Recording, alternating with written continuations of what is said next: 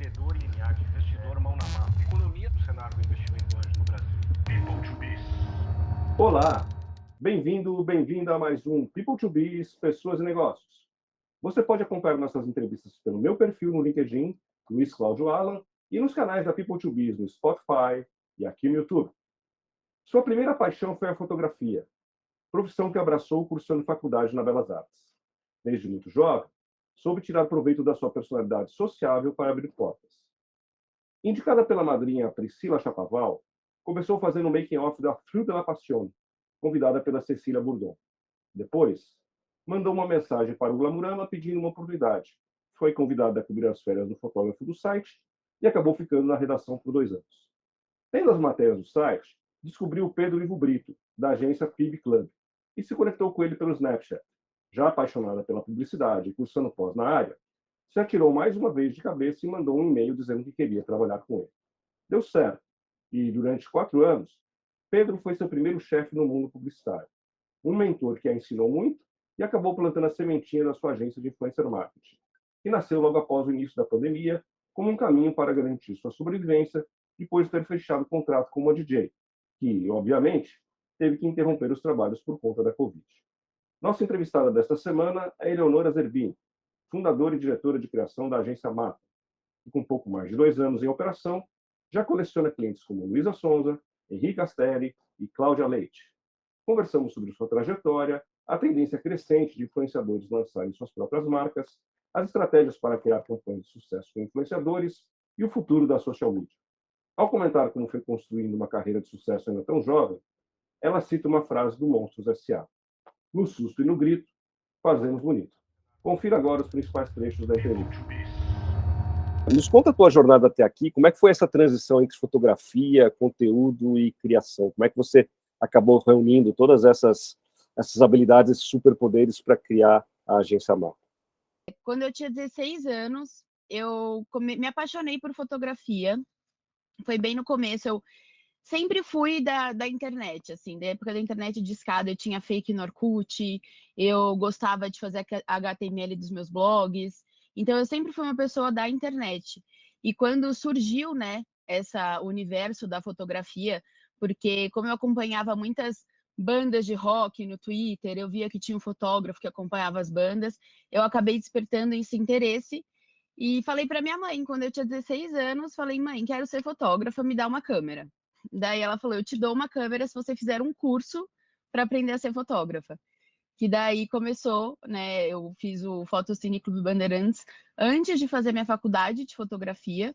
Então, antes de eu entrar na faculdade, eu já trabalhava com isso. A minha tia era assessora de imprensa das antigas, minha madrinha, Priscila Chapaval, o nome dela. E ela começou a me arrumar umas oportunidades. Então, assim, ai, olha aqui, minha filhada, ela tá fazendo curso de fotografia. Então, eu comecei a entrar assim. Ela era muito amiga da Cecília Bourdon, dona da Fui de la Passion. Me colocou lá no meio para fazer o making off da campanha. Então, eu comecei a entrar nesse mundo da fotografia, gostava muito. E daí foi quando a Belas Artes abriu a primeira turma. Eu sou da primeira turma de fotografia, que eu me formei com fotografia na Belas Artes. E eu até falo para minha mãe que é muito engraçado, porque toda essa minha trajetória, por mais que eu gostasse muito da internet, por mais que eu gostasse muito de fotografia, ninguém nunca virou para mim e falou: ó, existe a propaganda. Então, essa foto que você faz pode ser uma propaganda para atingir alguém. Eu tenho certeza que com 16 anos, se me mostrassem uma faculdade de publicidade, eu ia fazer e eu ia ser a pessoa mais feliz do mundo. E aí, quando eu entrei na faculdade, foi quando eu mandei um e-mail para o Glamurama, da Joyce Pascovitch, falando que eu queria muito uma oportunidade, já tinha esses contatos, né, da minha madrinha, e ela falou: olha, o fotógrafo que trabalha aqui está de férias, então se você quiser vir trabalhar aqui, fazer um estágio, cobrir, ele pode vir. E aí foi a primeira vez que eu tive um contato com uma redação. Descobri que existia esse mundo por trás. E aí eu comecei a trabalhar lá como fotógrafa, já sabendo que não era aquilo que eu queria fazer da minha vida, que eu queria muito ser redatora. Eu sempre fui apaixonada por escrever. Minha mãe, ela é escritora. E quando eu vi que era o melhor dos dois mundos, né? O Glamurama, ele foi aí um dos primeiros portais online, então era algo muito novo e eu via as chefes da redação e falava: quero trabalhar com isso, quero muito trabalhar com isso. Daí foi quando eu virei minha chavinha. eu tinha acabado de me formar, né, na faculdade de fotografia e eu já emendei na pós de marketing na Belas Artes mesmo. E aí foi um amor à primeira vista, a publicidade, que eu descobri o que eu poderia fazer, né, com tudo que eu gostava, assim, de foto, de escrever, de redação. E daí eu trabalhei no Glamurama acho que por 1 ano, 2 anos, e aí foi muito destino, porque como eu olhava as fotos do social, né, dos eventos, eu sempre via o nome da pessoa que está na foto.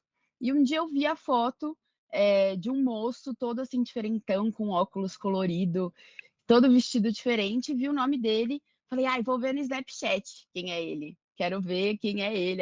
Achei, chamava Pedro Ivo Brito, que foi meu primeiro chefe, né, nesse mundo da publicidade. E eu comecei a seguir ele no Snapchat e eu vi que nossas ideias combinavam muito. Ele tinha uma agência que estava começando também. E um dia eu mandei um e-mail, falei assim: olha, eu te sigo, vejo o que você fala, trabalho aqui no Glamurama, mas quero trabalhar com você. Acho que a gente juntos pode fazer algo muito legal. Ele respondeu meu e-mail, a gente marcou um almoço e aí foi quando eu comecei a trabalhar no mundo da propaganda, né? Eu entrei no PIB Club, que é o nome da agência dele, tinha acho que umas 5 pessoas na equipe, e eu trabalhei lá durante 4 anos, daí cresci a área, a gente cresceu a agência, mudou, foi algo assim muito junto, e nisso eu aprendi muito como colocar na prática tudo que eu estava aprendendo em tempo real, na minha pós, nos cursos que eu fazia. Então, eu acho que essa pluralidade do mapa foi construindo junto com a minha carreira, sabe? E aí, como é que surgiu esse seu desejo de empreender e criar a agência Mapa? Você fundou a agência exatamente no mês que começou a pandemia do Covid-19. Foi, Né? Como é que foi esse foi. desafio de se jogar em um novo negócio e empreender no meio de uma pandemia? Como é que você conseguiu consolidar a agência em um período de tanta adversidade e sendo uma mulher empreendedora tão jovem? Eu sempre falo, tenho uma frase do Monstros S.A., né, que eles falam: "No susto e no grito fazemos bonito". E esse foi o meu lema, né? Eu até fico falando: "Ai, tem tantas histórias bonitas que começo a aprender". A minha história eu comecei a ver beleza agora contando ela, mas o começo foi eu trabalhava no PB Club, né, na agência que eu estava. Eu fiz um trabalho muito legal para uma DJ que me adorou, eu tinha muito contato lá com os clientes, e ela virou para mim e falou: "Olha, você quer sair da agência e virar minha DC, né, minha diretora criativa? Então viajar, fazer as aberturas do show". E para mim fazia muito sentido, era algo que eu achava muito legal, é uma área, né, que estava crescendo, esse digital dos artistas. Eu saí e fui trabalhar com ela, deu, assim, um mês ela me ligou e falou: "Ó, a gente não faz nada, porque deu a pandemia, DJ na pandemia não faz nada, não ganha dinheiro, não tinha o que a gente fazer". Então eu fiquei desesperada, falei assim: "Meu Deus, o que eu vou fazer?". Só que daí eu sempre falo que, para mim, criatividade é muito a ideia antes da forma.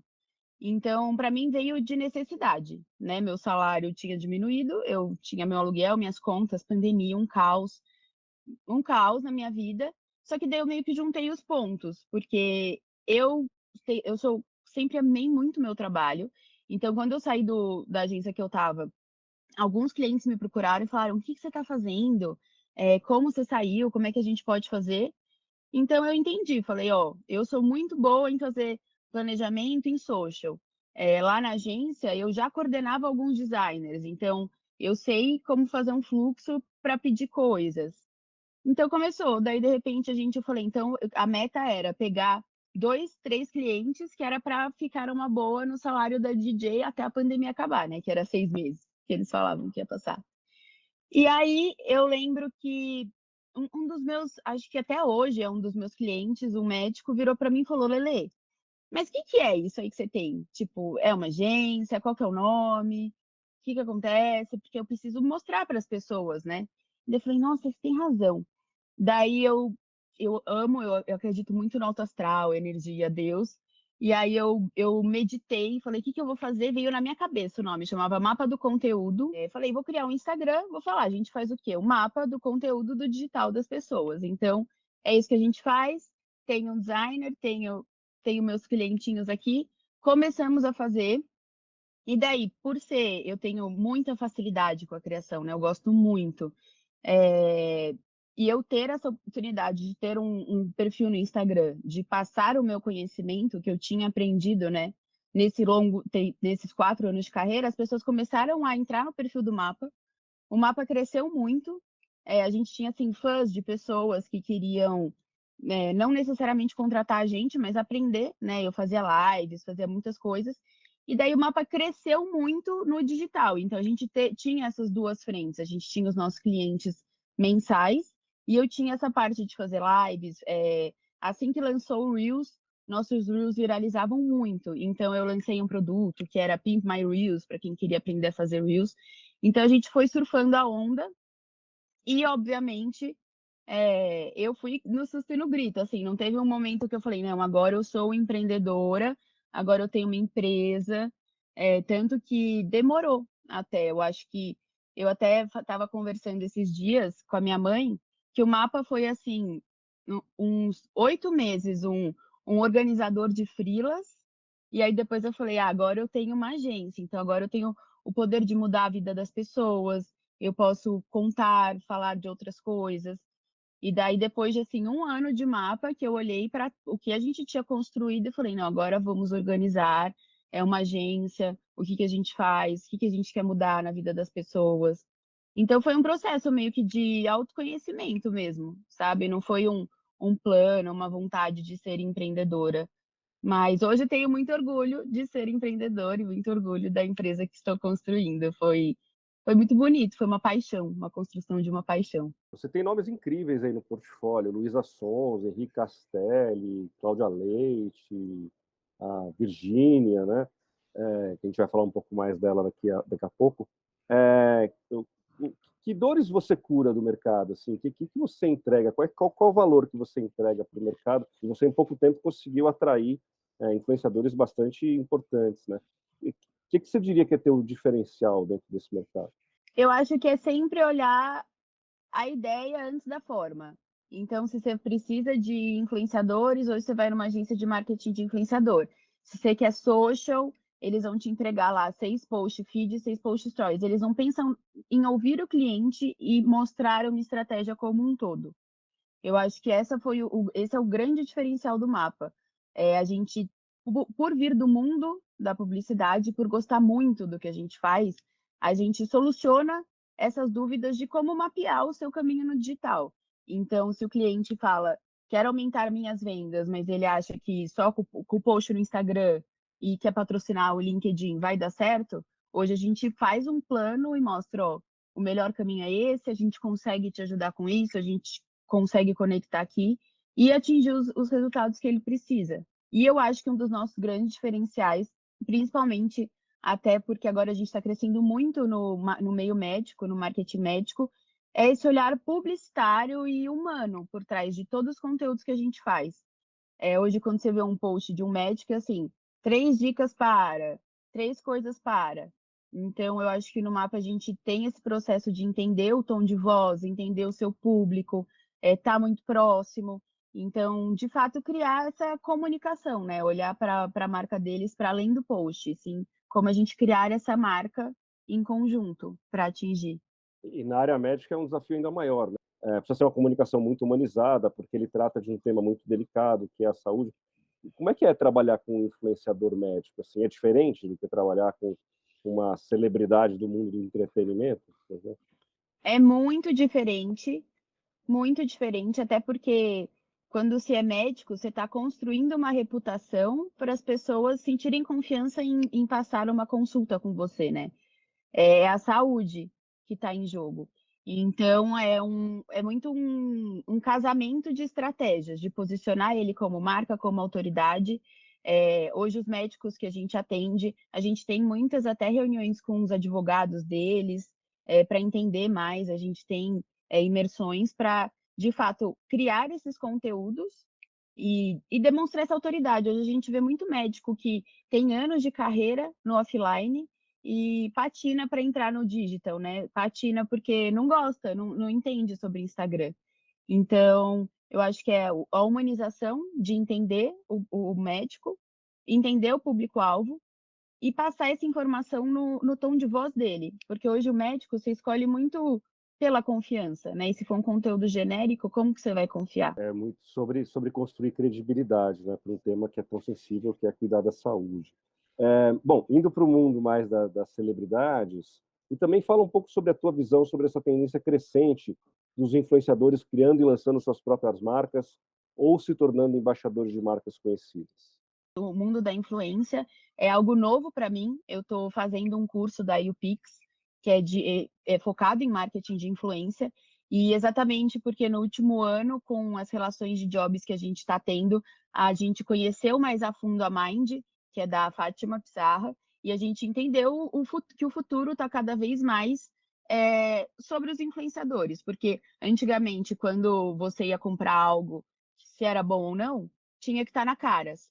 Hoje, é muito mais fácil para você que já consome um influenciador e ver que ele está validando aquele produto, acaba sendo muito mais real. Então, falando sobre a Ion, que é o projeto que a gente fez desde o princípio, junto com a Cláudia Leite, que é uma marca de skincare, é, sempre parte de uma dor, né, um desejo do próprio artista. Então, eu acho que isso é muito legal de mapear esses produtos a serem lançados. Então, contando um pouquinho rapidamente da estratégia, chegaram para a gente já com o produto, né, sendo desenvolvido junto com o time da Claudinha, mas falando que foi desenvolvido para mulheres que, assim como ela, prezam por coisas de qualidade, mas tem pouco tempo na rotina, ou tem a rotina corrida. Então, essa imersão que a gente teve com ela, para ela contar dessa vontade de desenvolver esse produto, e daí com essas informações a gente construir esse lançamento no digital, acaba passando muito mais credibilidade, porque foi algo que foi lançado e desenvolvido junto com alguém que já tem a validação do público final, né? Que pode ser um influenciador, que pode ser uma cantora. E falando um pouquinho da Virgínia, divide opiniões, né? Tem muita gente que fala, ai, até que ponto a internet vai, nasceu o bebê e já está usando o bebê como estratégia de marketing, mas a Virgínia se fez nisso, né? Existe um marketing aí novo, que é o marketing da oportunidade, e a Virgínia, ela é conhecida por isso, né? Toda vez que o Zé Felipe, que é o marido dela, lança uma música nova, ela passa todos os dias dando bom dia, dançando a musiquinha do Zé Felipe. Ela compartilha muito da rotina dela. Então, as pessoas estavam esperando o nascimento do nenê. Então, aquele engajamento orgânico já estava aumentado, as pessoas já estavam querendo ver. Ela pegar toda essa atenção, né, todos esses dados, esses leads, a atenção mesmo das pessoas e não fazer nada a respeito, eu acharia até não pensado, porque a carreira dela é em cima, né, desses marketing de oportunidade, e foi um sucesso, né, o sucesso de vendas que eu, no meu ponto de vista, fez muito sentido para o público dela. E essa é uma tendência que tende a se acelerar e se consolidar cada vez mais, porque o poder de fogo, né, desses influenciadores, com milhões de seguidores, uma audiência muito grande, é enorme para ser embaixador de marca ou para lançar sua própria marca, seus próprios produtos. Né? Você acredita que isso a gente vai ver cada vez mais os influenciadores nesse movimento? Eu acredito, e eu acho até que pensando de um ponto de vista de um influenciador, eles é uma jogada de marketing muito boa você criar uma empresa além do public post, já que você tem esse público engajado, né? Até a gente estava conversando sobre ser micro-influenciador, eu acho que cada vez mais vão ser o foco do momento. Porque quanto mais você tem um micro-influenciador, as pessoas que assistem ele têm gostos em comum. Então, se ele vender um produto que para ele faz sentido, aquelas pessoas vão comprar. E aí, óbvio, a gente cria o senso da comunidade, né? Eu acho que as pessoas querem fazer parte de algo. E eu falo até por mim, eu sigo umas micro-influenciadoras que só eu conheço e eu me sinto, assim, entendida, porque a gente tem muitos gostos em comum, desde roupa, desde música. Então, se ela indicar um dia um produto, obviamente eu acho que eu estou mais propensa a gostar do que um produto que eu vi só na comercial da TV, sabe? Bom, vocês estão aí com menos de 3 anos, 2 anos e 9 meses que a agência foi criada, mais de 30 clientes. Que outros cases você destacaria para a gente, que vocês construíram aí ao longo desse curto período de agência? Tem vários, assim. Eu acho que o primeiro case do mapa foi o Virageri, que hoje é um dos maiores réveillons do Nordeste que tem, que fica em Jericoacoara. E a gente também assinou 3 vezes a campanha do Boat Show. Então, a gente fez Rio Boat Show, São Paulo Boat Show. Então, para a gente é algo muito legal, porque o mapa ele é digital. Então, quando a Náutica, né, chegou até a gente participou desde o KV, de fechar campanha e fechar material offline, fechar outdoor. É algo que a gente se orgulha bastante dos nossos cases com Boat Show, até para atingir um público diferente que o mapa está acostumado a trabalhar. Então, ficamos felizes que eles gostaram e estão fechando outros anos, assim, é uma sensação de dever cumprido. Muito bom. Bom, vamos aproveitar um pouco aí de todo o teu conhecimento aí deste mercado de social media, de influencer, e falar um pouquinho mais sobre isso. Eu li um artigo seu com o título Afinal, quem está por trás do like? E eu te pergunto, o like é a principal métrica de engajamento de uma campanha ou há outras métricas que devem ser consideradas para medir o sucesso de uma campanha? Eu acho que depende o intuito da campanha, né? Obviamente, hoje o like é awareness, né? Então, é alcance. No meu ponto de vista, o like faz sentido se ele for o começo de uma conversa, né? Eu acho que falam muito que o like é a métrica da vaidade, mas é como se fosse uma paquera dentro do Instagram. Então, se você teve lá uma campanha que teve muitos likes, qual que será o seu próximo passo de conversa com essa paquera do consumidor? Porque hoje o ouro do digital é o tempo, né? Se a pessoa deu like, leu sua legenda e gastou esse tempo para te conhecer, você já tem o início de uma conversa ali. Então, depende. Hoje o like dentro do mapa e dessas estratégias, a gente coloca muito como topo do funil, né, que é o começo, mas a gente sempre quer ir até o final, que é a conversão. Então, para os médicos seja uma consulta, para o e-commerce seja uma venda. O like é só o primeiro passo, então, né? Exatamente. Escuta, e quais que os maiores erros que uma marca comete na hora de publicar no Instagram ou outras redes sociais? O que as marcas devem evitar e que caminho seguir para converter a audiência em vendas ou em algum outro tipo de resultado que a marca espera? Eu acho que evitar aqueles post pronto, que eu acho que como a pandemia acelerou essa urgência do digital, as pessoas ainda pensam, eu preciso estar lá no digital, mas qualquer coisa rola. Então, pega um postzinho pronto e coloca uma frase. Eu acho que evitar achar que isso funciona ainda, né, nos dias atuais, perda de tempo. Porque o nosso público está cada vez mais exigente porque tem muitas pessoas no online. Então, eu acho que evitar posts genéricos só para falar que está lá online. É a mesma coisa que você fala, ai, que legal essa clínica, mas tem Instagram? Ah, tem, aqui Instagram, sem um post. Então, as pessoas estão um pouco mais exigentes. Então, evitar só encher linguiça, resumindo em uma frase. E você acha que é importante para qualquer negócio que você trabalhe também a marca pessoal do líder daquela organização? Quer dizer, quando você trabalha o Instagram de uma empresa, você tem da clínica, por exemplo. Você deu meu exemplo aí da área médica, né? Então, você tem uma clínica, a clínica tem um nome, ela é reconhecida por uma marca. Mas na liderança daquela clínica tem um médico, né? E você acaba também trabalhando a reputação, a autoridade desse médico, essa marca pessoal dele nas redes. Você acha que é fundamental para qualquer negócio que tenha uma marca pessoal atrelada a essa marca institucional de negócios que tem por trás? Eu acho que fundamental é uma palavra muito forte, Uhum.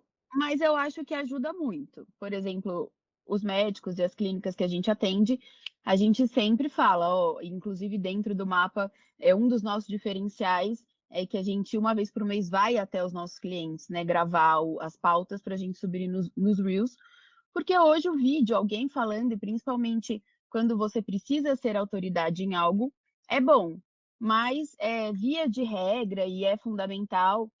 Eu não gosto de falar que nada é muito fundamental, porque eu até contei esses dias essa história, que eu fui um dia num curso super legal de social media, de um cara que tem uma agência enorme, e ele olhou o Instagram do Mapa e falou, e você tem que pôr uma foto sua, porque as pessoas gostam de marcas humanizadas.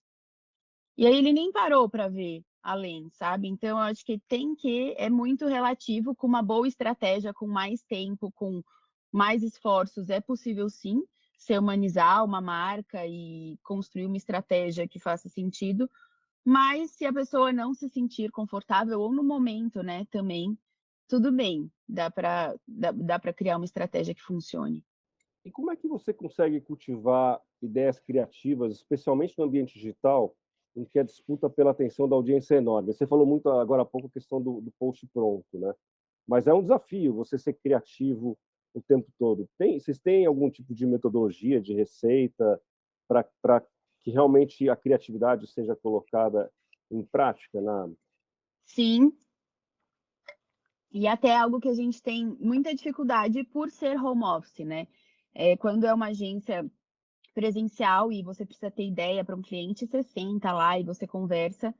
Mas eu me orgulho muito porque nos últimos meses do Mapa, a gente sempre conseguiu deixar a faísca da criatividade acesa. Então, hoje o Mapa a gente tem processos para tudo e a gente inclusive desenvolveu a nossa metodologia e o nosso processo de criar as estratégias para o digital. Então, hoje as 5 meninas que trabalham na parte de planejamento seguem esses passos de ver referência, de entender tom de voz, de desenvolver e conversar com o head de área, para estimular essa criatividade, né? Porque se você for ver, o que me motivou a criar o mapa foi porque eu adoro ser criativa. Então, eu quero muito que as pessoas que trabalhem comigo exerçam essa criatividade também. Eu acho que isso que dá o entusiasmo de trabalhar. E a parte do home office, a gente estimula muito o brainstorming entre as equipes. Então, você fez aqui o seu planejamento desse cliente, mas quando o fulano for fazer a trend do Reels, vamos fazer um call, vamos mandar um WhatsApp, porque a criatividade, ela se estimula através das trocas, né? E se for uma indicação para quem acha muito difícil, né, criar os próprios conteúdos e é difícil ser criativo todo dia, é um bom banco de referência. Eu acho que a gente, quando abre um Excel, um calendário, fala, ai, preciso criar post todo dia, do que eu vou falar? A gente se cobra demais. Então, no mapa, a gente fala muito para as pessoas que trabalham com a gente da importância de organizar suas referências, entender, estudar sobre os formatos de conteúdo, sobre o que o seu público pergunta, e sempre manter organizadinho. Muitas das pessoas, até da época que eu fazia consultoria no começo do mapa, eu via que todo mundo tinha muita ideia, sabia muito o que ia falar, e faltava só uma boa organização. Então, você começar a criar, acho que sim, uma organização é igual quando você vai no mercado sem uma lista de compras, sabe? Você fica perdido. Então, o primeiro passo é sempre você organizar e entender a importância das referências, né? Que daí não fica tão difícil assim criar. Já falou um pouquinho sobre isso, mas eu queria pedir algumas dicas tuas para o profissional que está querendo ingressar ou trabalhar nesse mercado de social media, de influencer marketing, que claramente é um mercado que, com a pandemia, já se acelerou demais, bastante, e vai continuar crescendo. O que você procura num talento para trabalhar com você? Que dicas você daria para um profissional que está querendo trabalhar nessa área? Que superpoderes que ele precisa desenvolver? Bom, eu sempre procuro, assim, para trabalhar no mapa, gente entusiasmada pelo digital e pela sua profissão.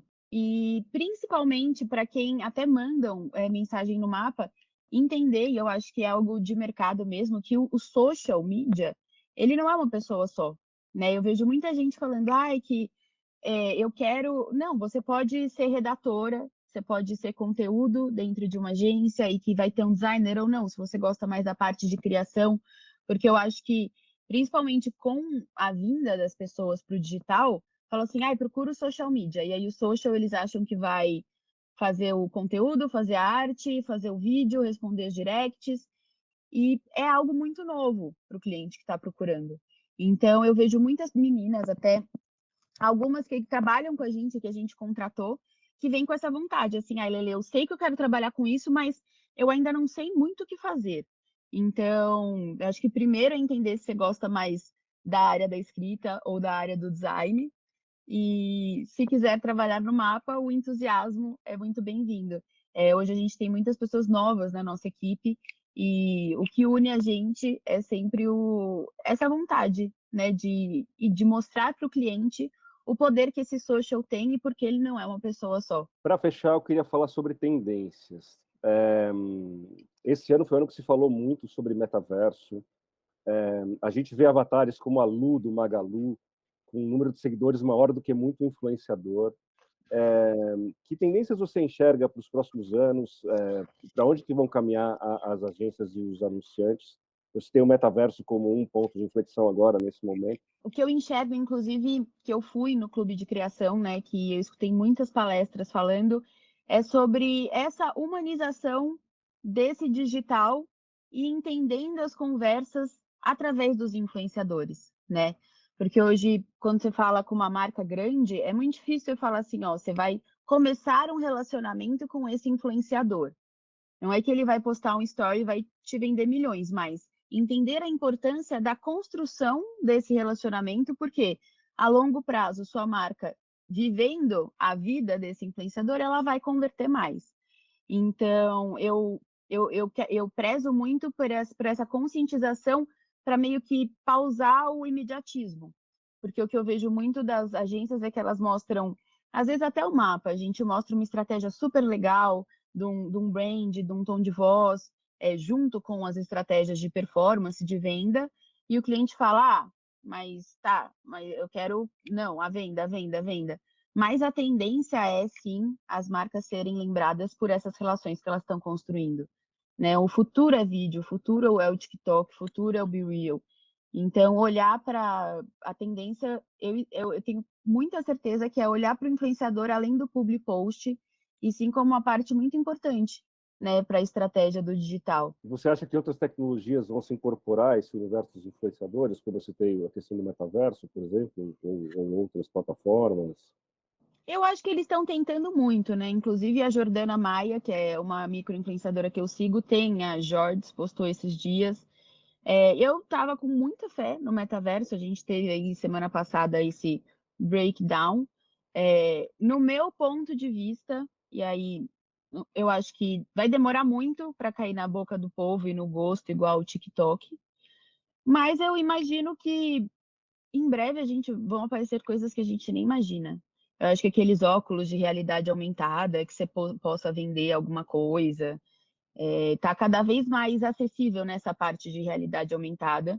E eu espero que evolua. Imagina que legal você poder ver o publi na realidade aumentada, eu vou achar um barato. Tecnologia a gente nunca pode dizer nunca, né? Com certeza. Mais cedo ou mais tarde as coisas acontecem. Você é bem mais novinha, mas você deve ter ouvido falar no Second Life. Eu falo Super! Que o Second Life foi o avô do metaverso e era uma tecnologia muito bacana, mas provavelmente no momento errado, né? Muito avançada para aquele tempo. E é interessante você falar isso, porque eu fui numa palestra há muito tempo de um pós Southern by Western, que o moço da palestra falou exatamente isso. Falou assim, o metaverso não vai dar certo, e eu mostro por quê. Aí ele falou, existiu o Second Life, na época tinha até um filme que falava sobre, ele falou, as pessoas vão tentar de novo, mas ainda não é o momento. E ele explicou, assim, eu achei interessante. O tempo dirá se ele estava certo ou errado. Lelê, Quem muito sabe obrigado. a gente se encontre no Quem metaverso. sabe a gente se encontre por... Muito bom, Lelê. Muito obrigado pelo papo, pela tua aula e, em nome da audiência da People to Biz, super obrigado pela conversa. E parabéns pelo teu projeto, parabéns por estar empreendendo tão jovem já com tanto sucesso. Boa sorte na tua jornada. Muito obrigada, Luiz. Adorei. Investimento anjo, de investimento em tecnologia especializada, empreendedor linear, investidor mão na massa. Economia do cenário do investimento anjo no Brasil. People to Biz.